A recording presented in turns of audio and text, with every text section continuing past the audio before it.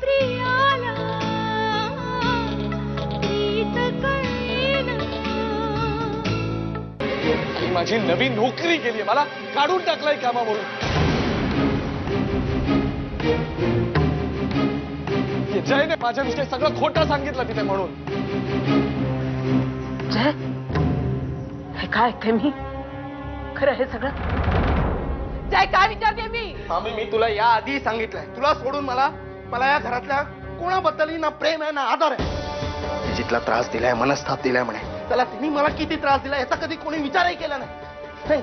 आता तर मी असाच वागणार, या अभिजितशी तर असाच वागणार. ए जय, हे बघ, हवा चढू नको.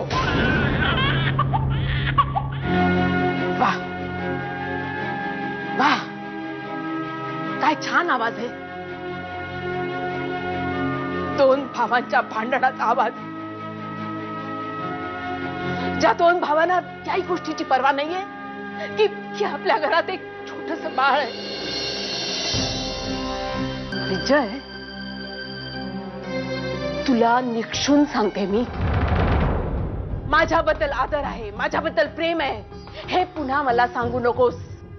जर तुला माझ्याबद्दल आदर असेल ना, तर तुला माझ्या घराचा, माझ्या घरातल्या प्रत्येक माणसाचा आदर करायला शिकलं पाहिजे. नुसतं देवी बनवून मखरात बसवू नकोस मला, नकोय मला ते. काय करतं हे सगळं? साहेब, रैया मॅडमने हे रूम स्वच्छ करून घ्यायला सांगितलंय आणि उद्या ते काही वस्तू आणून देणार आहेत, ते सुद्धा रूम मध्ये लावून घ्यायला सांगितलंय.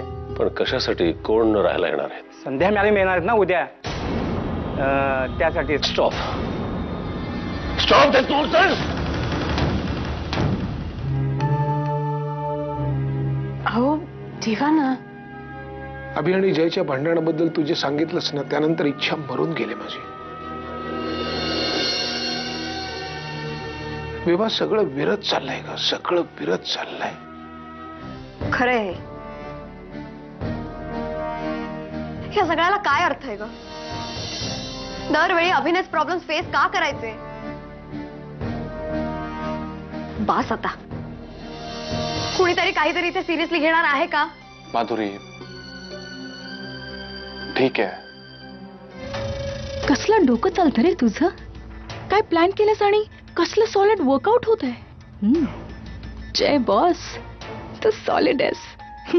आता बिचारा अभिजित नोकरीवरून काढलेला तर माझी डॅडची अट कसं पूर्ण करणार आहे? हे सगळं मी घडवून आणलंय. ज्या दिवशी आशूला कळेल ना, त्या दिवशी ती खूप वाईट पद्धतीने रिॲक्ट होईल. खूप वाईट. आता यात आशूचा काय संबंध? आणि तिला कळलं तरी तर काय कोणाला फरक पडतोय? नाही प्रिया, आशूला जर का हे सगळं कळलं ना, तर मी आयुष्यातून उठेन. सुभाष,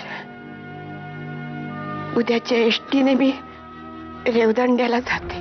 का ग? माझ्या नावची थोडीशी जमीन आहे आणि गावचं घर दोन्ही विकून टाकते. म्हणजे त्यातून थोडेफार पैसे येतील ना, ते मला अभिला देता येतील. आजी, आजी प्लीज रडू नकोस बरं, आणि प्लीज कोणीच रडू नका. हे असं डोळ्याच्या पाण्यातूनच उद्याच्या दिवसासाठी लढण्याची उमेद वाहून जाते. आणि आजी काय ग, गावाकडची जमीन आणि हे विकण्याच्या गोष्टी काय करतेस तू? असं अजिबात बोलायचं नाही परत, ठीक आहे? शमिकाच्या बाबांना काय हवंय, माझी लायकी काय, मी स्वतःला सिद्ध करू शकतो की नाही हेच बघायचंय ना. आजी, एक काळ असा होता जेव्हा तू शमिकाची परीक्षा घेतली होतीस. आता शमिकाचे बाबा घेत आहेत, ठीक आहे ना? खरंय म्हणते ते.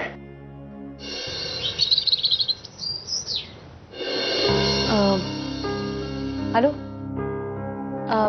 ते अभिजित पेंडसे आहेत ना तुमच्या ऑफिसमध्ये? त्यांना हा डबा द्या प्लीज. ते नाही देता इथे, काल साहेबांनी काढून टाकलं कामावरून त्यांना.